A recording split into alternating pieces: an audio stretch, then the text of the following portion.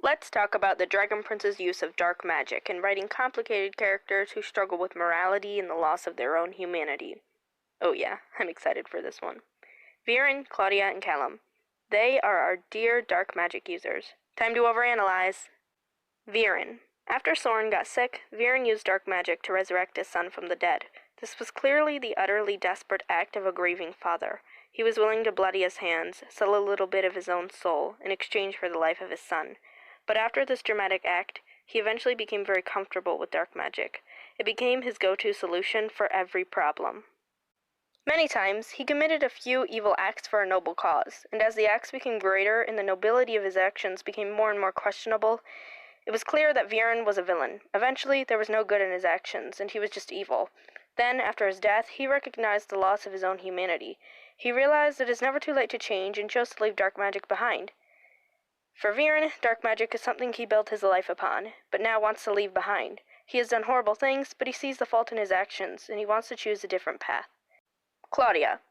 Claudia's path to dark magic, unlike Viren's, began innocently enough. While his path to evil began with a plummet, hers was a decline. She learned small spells that seemed to really do no harm. Gradually, the spells became worse and the cost became greater. The turning point in her arc was when Soren was paralyzed and she killed a baby deer to cure him. Like Viren, she just wanted to take care of the person she cared about in the best way she saw fit. But her solution required the blatant murder of a clearly innocent being, an inherently and obviously evil act, made even worse by the fact that she employed the help of Ezran to find the deer. After this exchange, she continued on her decline. Then her next, far worse drop was when she brought Viren back from the dead. She does many evil things to complete her spell, and although it is never explicitly stated, murder is implied.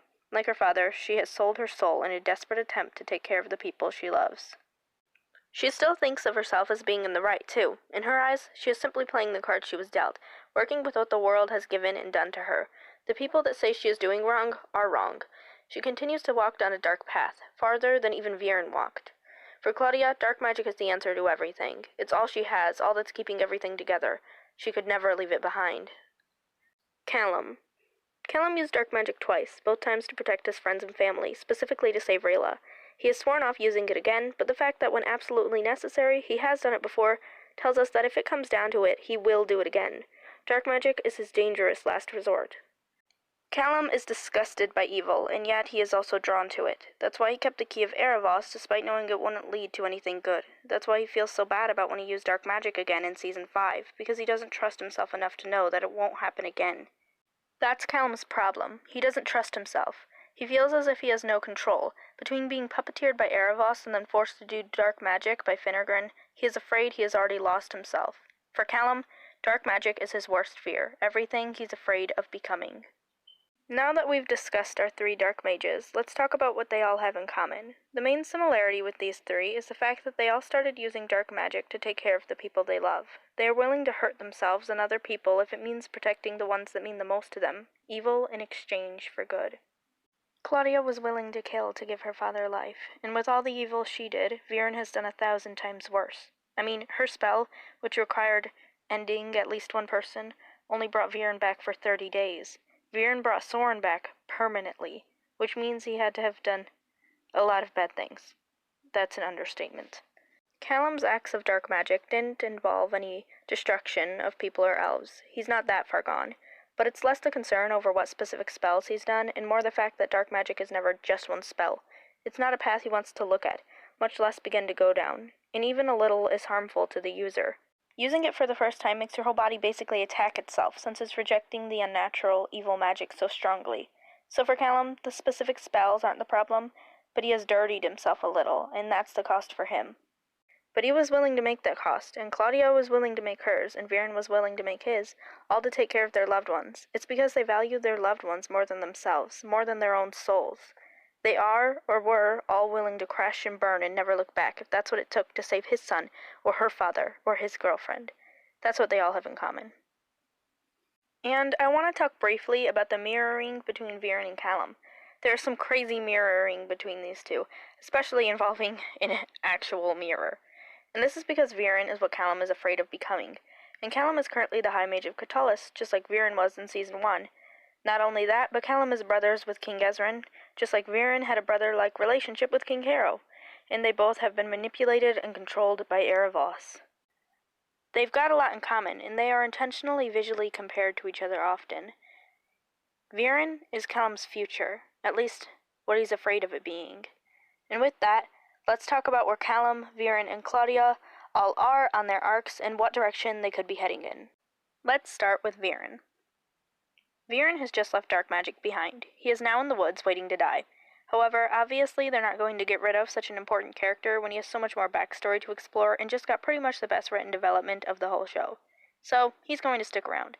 But what are they going to do with him? Viren is at the beginning of some sort of redemption arc. He has sworn to never do dark magic again and has acknowledged some of his character flaws. He is getting better as a person. However, he still has a long way to go. In Season 5, he realized how he has been a horrible father to Claudia. He has led her down a path to dark magic. He showed her how to sell her soul.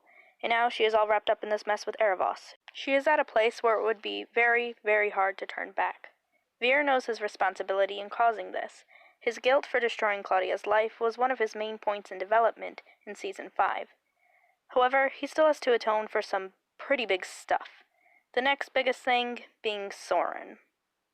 Viren was an utterly horrible father to Soren. He insulted him, he used him to do his dirty work, he showed him no respect, he told him to suck up his feelings, he literally told Claudia to let Soren die if it came to choosing between him and Viren's mission. Which really shows how far he has come, because in the past he was willing to give up everything to bring Soren back from the dead. Then, years later, he was 100% willing to let Soren die. Yeesh. So, Viren has a lot of work to do before he can be fully redeemed. He needs to acknowledge what a messed up father he was to not just Claudia, but Soren too. But it's likely that he will, since he is on a path of redemption now. However, once he has been redeemed, I'm not sure what role he will play in the story. Obviously, he is going to encourage Claudia to leave behind her evil ways, but she's definitely not going to do that. Claudia's arc is definitely heading in an interesting direction. She is, at this point in the series, the most corrupt character. However, she is not at her worst. Something else is going to happen to tip her over the edge even more. I imagine Viren is going to stay with her and try to talk her down from her evil ways, but if things go badly, it is possible he could be out of options and leave. This would be similar to how Soren left Claudia on Season 3 when she and Viren were leading their evil army. Claudia has major abandonment issues already since her mother left her behind, and Soren the way she sees it, so if Viren were to leave, she would lean fully into Erebos' control. Something interesting with Claudia's character is the fact that everyone that has left her has given her the option to come with them. When Lisa left, she gave Claudia the option to come, but Claudia chose to stay with Soren. When Soren left, he begged Claudia to come with him, but she chose to stay with Viren. Now, if Viren decides to leave, he will likely want Claudia to come with him and leave Erebos behind, but she will choose to stay with Erebos. But Erebos doesn't want Claudia. He wants Callum. He always has. Let's talk about Callum. Callum is in store for an arc of corruption, but he is going to come back and be good in the end. Our hero gang has Erebos' prison, and I believe Callum is going to free Erebos. I know I'm not the first one to call it, but it's true. The only question is, why will Callum do it? Since this has been the core reason everyone in the show does dark magic, it's easy to guess it'll be the reason why Callum frees Erebos, to protect his loved ones. All this super cool writing is backed up by super cool visuals, like when baby Claudia is following in Viren's footsteps, but then she walks past him in his visions. She walks past him, showing how she has started her arc following him, but then has gone farther than he ever would have. As well as, again, the visual parallels between Callum and Viren. Well, there's not much else to say. Thanks for listening to me dissect, discuss, and analyze the Dragon Prince. I always enjoy talking about the Dragon Prince. So, thanks for listening, thanks for watching. Tell me your thoughts in the comments.